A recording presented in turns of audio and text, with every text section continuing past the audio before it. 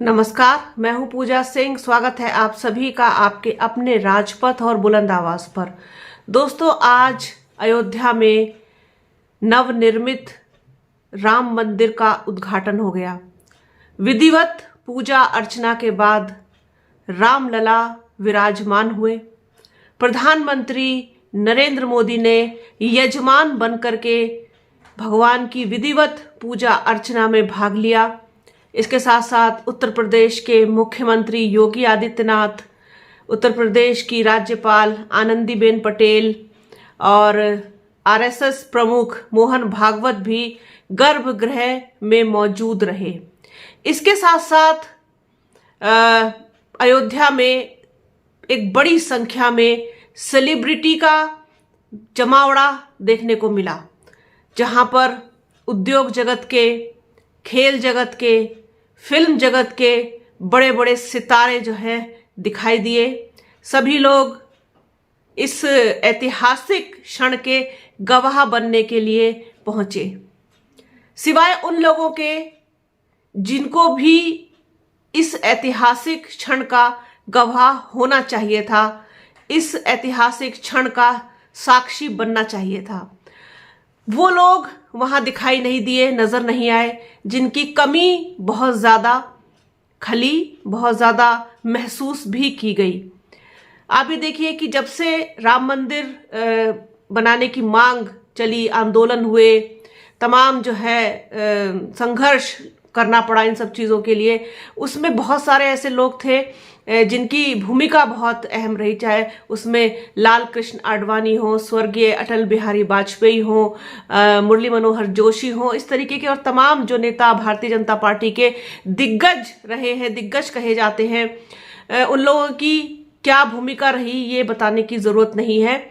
और ऐसे में आप ये देखिए कि लाल कृष्ण आडवाणी को वहाँ नहीं बुलाया गया, वो वहाँ दिखाई नहीं दिए।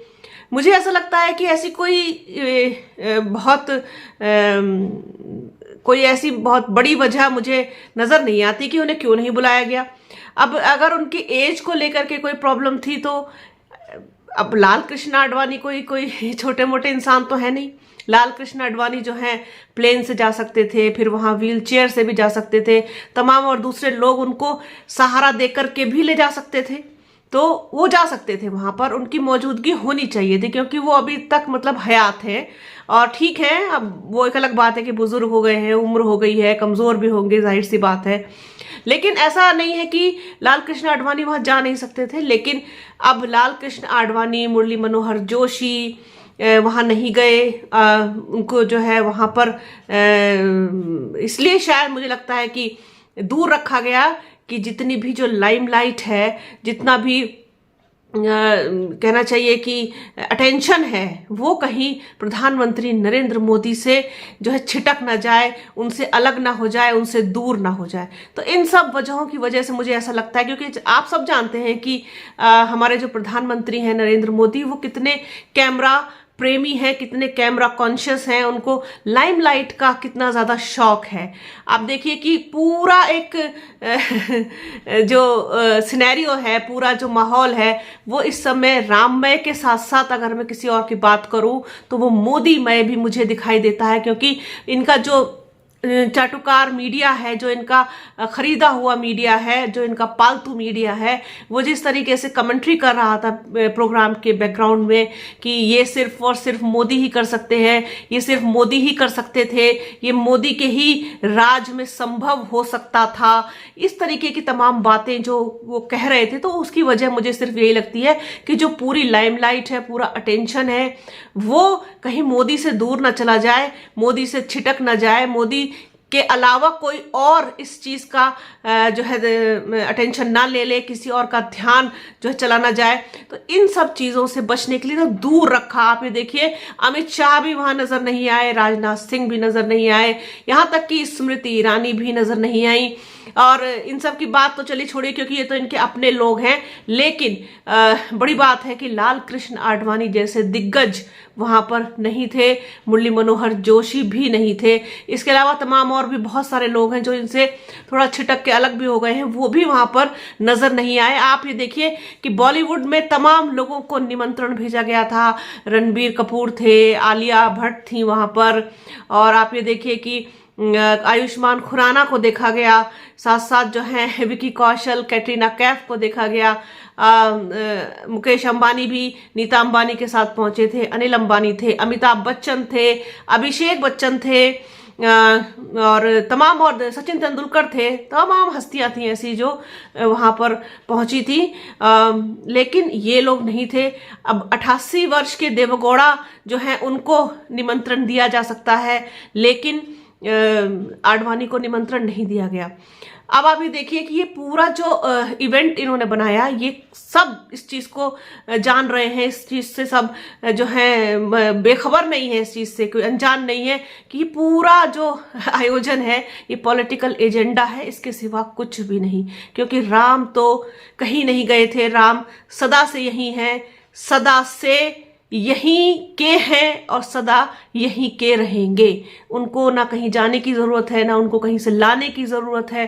तो और ये जिस तरीके से अधूरा मंदिर है, अभी इसमें पूरा भी नहीं हुआ है, उसमें अधूरे मंदिर में जिस तरीके से प्राण प्रतिष्ठा करा दी गई है रामलला की, वो भी सब जानते हैं कि क्यों कराई गई है। इलेक्शन है, सर पर इलेक्शन है 2024 का, तो उसका बेनिफिट लेने के लिए ये सारा जो है पूरा प्रोग्राम जो है तैयार किया गया।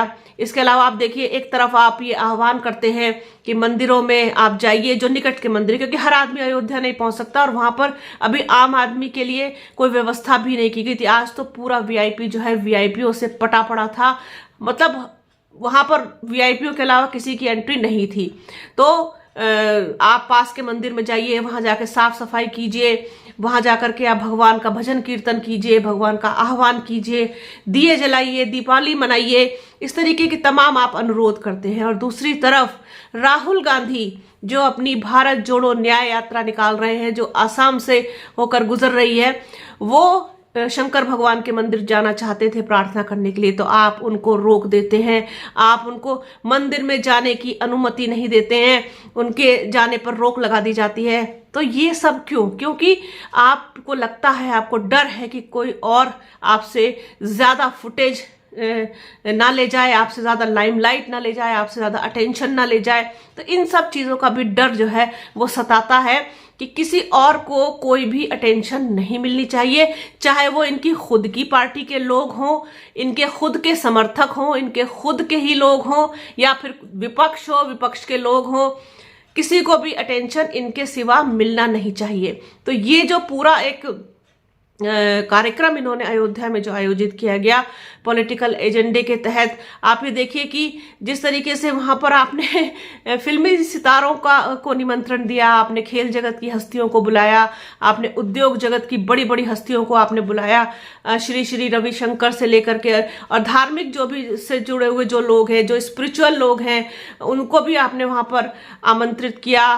फिर वैसे भी ये सब तो इनके ही जो है कंपनी के लोग हैं, चाहे वो धीरेन्द्र शास्त्री हो, चाहे वो बाबा रामदेव हो, सब लोग वहां मौजूद थे सिवाय इन लोगों के।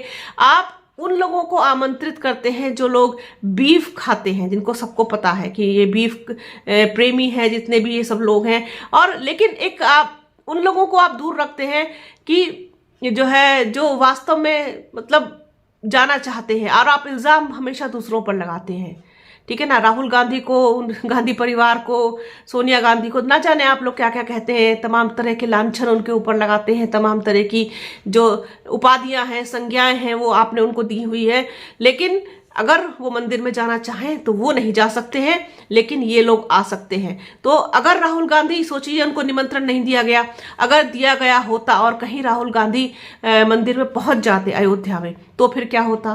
तो फिर सारी अटेंशन और फुटेज बट जाती, आधी हो जाती। शायद इसी डर की वजह से आमंत्रण नहीं दिया गया, बल्कि दूसरे मंदिरों में भी जाने से रोक दिया गया। तो ये जो इनकी सोच है, जो इनका जो ये मानसिक दिवालियापन है, ये दर्शाता है कि ये किस प्रवृत्ति के लोग हैं, किस प्रवृत्ति के ये इंसान हैं, जिनको भगवान को तो ये खुश करने का पूरा प्रयास करते हैं। और भगवान देखिए, जैसा जहां तक मैं मानती हूँ, भगवान उससे प्रसन्न होते हैं जो इंसान में भेद ना करें, क्योंकि इंसान ने ही ये भेद बनाए हैं, भगवान ने कोई भेद नहीं बनाया।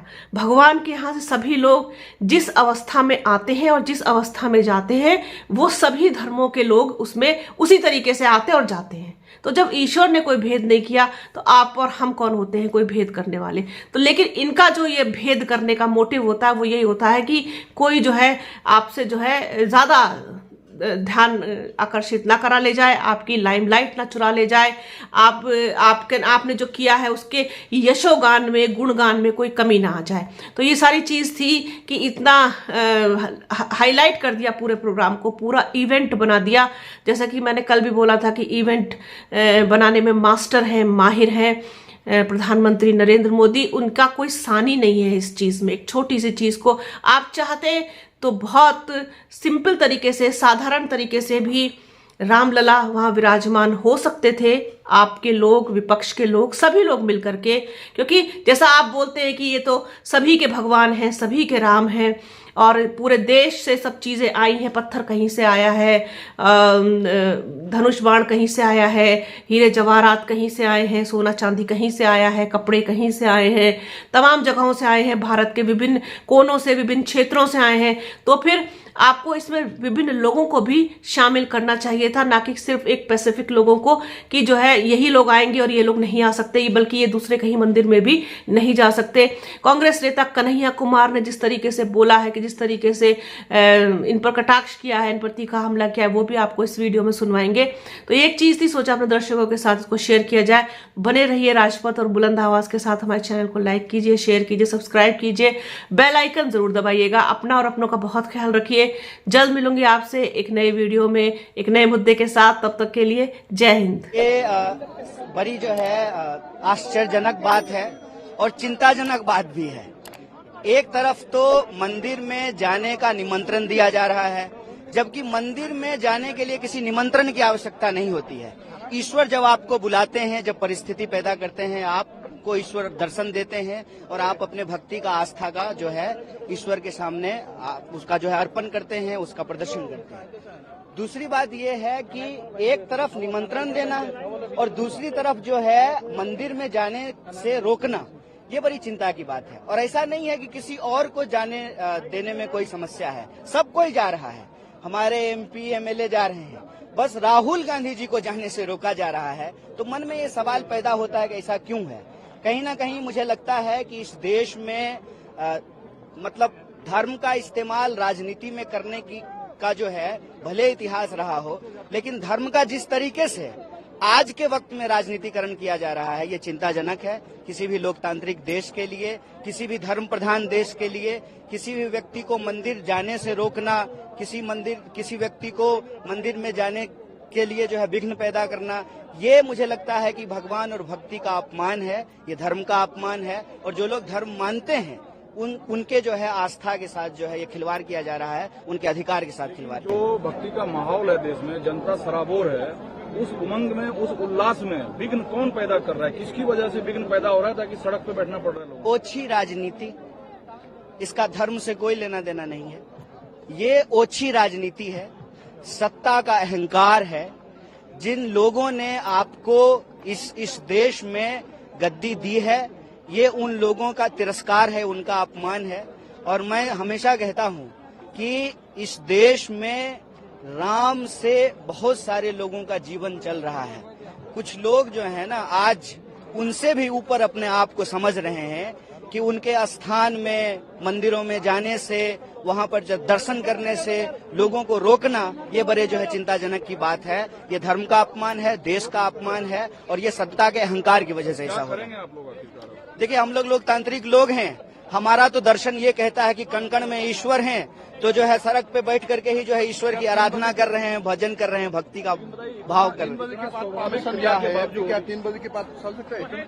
नहीं, सवाल ये है कि सब कोई अभी जा रहा है, परमिशन पहले से मिला हुआ था, तो ये अचानक परमिशन किसके दबाव में जो है खारिज किया गया है? ये क्या वजह हो सकती है? देखिए, जिस तरह से आज धर्म का इस्तेमाल किया जा रहा है अपनी ओछी राजनीति के लिए, मुझे लगता है ये चिंताजनक बात है, ये धर्म का अपमान है।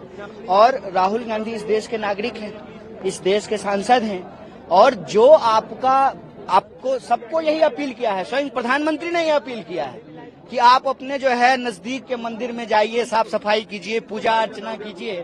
तो हमारी यात्रा आज यहाँ है और शंकर देव जी का जो है स्थान है यहाँ पे, वहाँ हम लोग जा रहे हैं। सब कोई जा सकता है, बस राहुल गांधी जी को जाने से रोका जा रहा है। तो कहीं ना कहीं मुझे लगता है कि लाइमलाइट चोरी हो जाने का डर लग रहा है, कहीं ना कहीं लग रहा है कि फ्रेम में कोई और ना आ जाए।